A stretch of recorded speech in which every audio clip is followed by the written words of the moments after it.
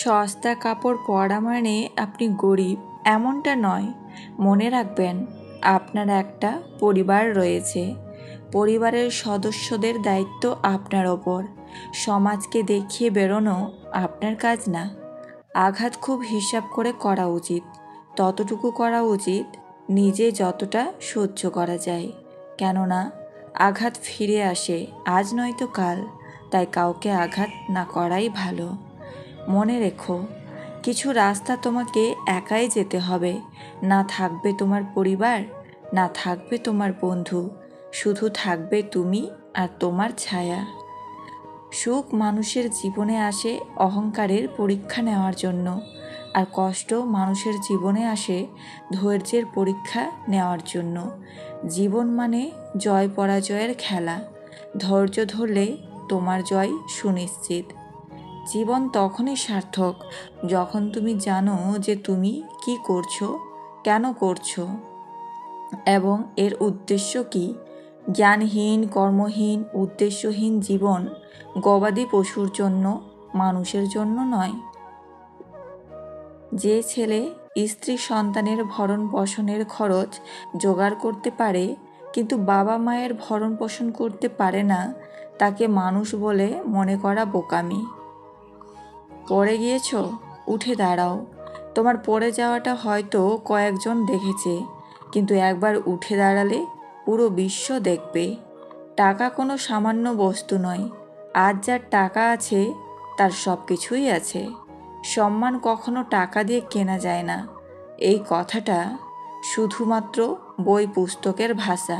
যদি জীবনের বাস্তবতা দেখি, তাহলে দেখব মানুষ সম্মান করে ওই ব্যক্তিকে যে ব্যক্তির কাছে টাকা আছে।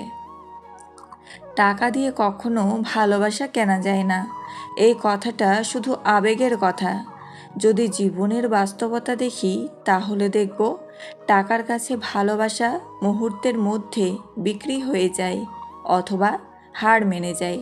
টাকা মানুষকে সব কিছু দেয়, শুধু দিতে পারে না শান্তি, দিতে পারে না টেনশন মুক্ত শান্তির ঘুম, দিতে পারে না দীর্ঘশ্বাস মুক্ত চিন্তাহীন কিছুটা সময়, দিতে পারে না সত্যিকারের কিছু আপনজন, দিতে পারে না সেই চোখ যে চোখ দিয়ে দেখা যায় মানুষ ব্যক্তিকে নয়, ব্যক্তির টাকাকে ভালোবাসে।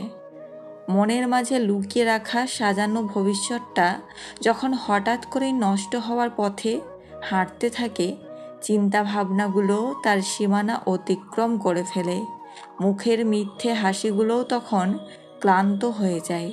দিন আর রাতের গতি বোঝার মতো ক্ষমতাটাও মন থেকে হারিয়ে যায়। দু চোখ ভরে দেখা যায়, স্বপ্নগুলো নিমেষেই বিলুপ্ত হয়ে যায়। চোখের সামনে সব কিছু স্থির হয়ে যায়। বেঁচে থেকেও নিজেকে মৃত মনে হয়, ঠিক যেন জীবন্ত লাশ।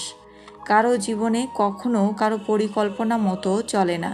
যখন নিজের জীবনের সমস্যাগুলোও নিজের মতো করে সমাধান করা যায় না, যখন তিল তিল করে গড়ে তোলা স্বপ্নটাও আর বেঁচে থাকে না, ঠিক সেই মুহূর্তে নিজের মনটাও আবেগের সমুদ্রে তার অস্তিত্ব হারিয়ে ফেলে। কিন্তু একটা সময় ঠিকই সেই সমুদ্র থেকে নিজেকে একাই উঠে আসতে হয়। সব সময় পাশে আছি বলা মানুষগুলোও তখন পাশে থাকে না। নিজের সমস্যার মোকাবিলা সব সময় নিজেকেই করতে হয় এবং ভবিষ্যতেও করতে হবে। কম চাওয়া, কম পাওয়া, কারো কাছ থেকে কিছু আশা না করা, কে পাশে থাকলো কে থাকলো না, এসব বিষয় বাদ দাও, দেখবে জীবন সুন্দর।